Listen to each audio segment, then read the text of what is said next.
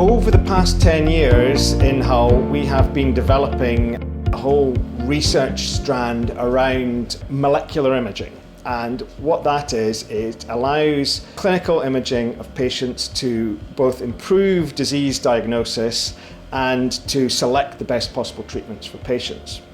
So our research part of that goes on at the university, and that's now university laboratories.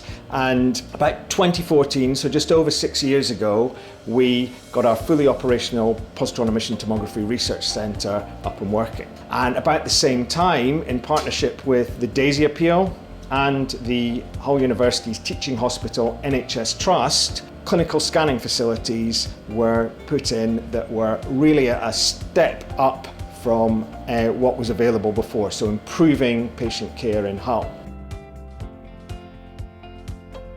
After the development of the Jack Brignall Centre, we had and Steve had the preclinical set up down at the university.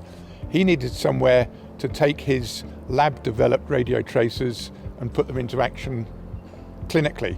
And so we decided that we would go into the third phase of what DAISY has created and build the Molecular Imaging Research Centre, which is equipped with a further cyclotron that would allow us to produce radio tracers that could be used on patients for a variety of diseases.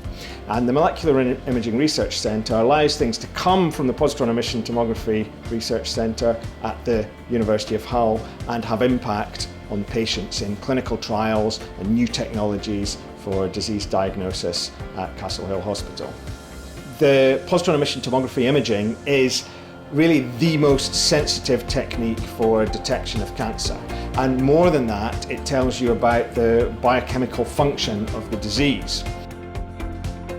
Molecular imaging provides many advantages over other diagnostic techniques.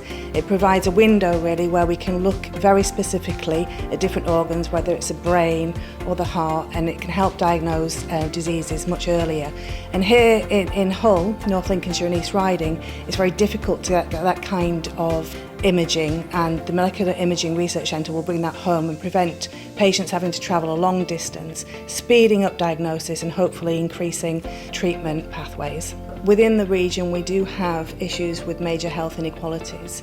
So we have some of the lowest life expectancies in the country, in the nation, and so we're helping tackle that, and that's something that's critical to the university's mission.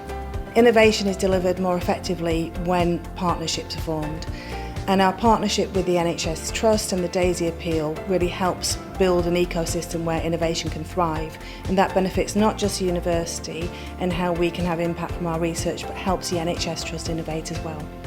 So I thought this was a really good, comprehensive and integrated bench-to-bedside clinical development site, translational imaging site, which had really huge potential, untapped patient population up here, and a very good support from the university, from the NHS Trust and from DAISY Appeal.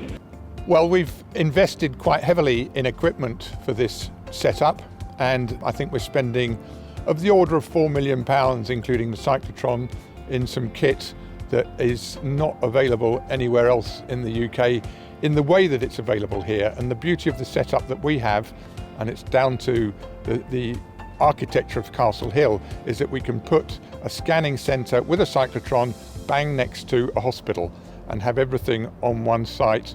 They have a very short half-life. We have to make them on the site, and by half-life I mean the time for 50% of it to disappear, and that can be as low as minutes.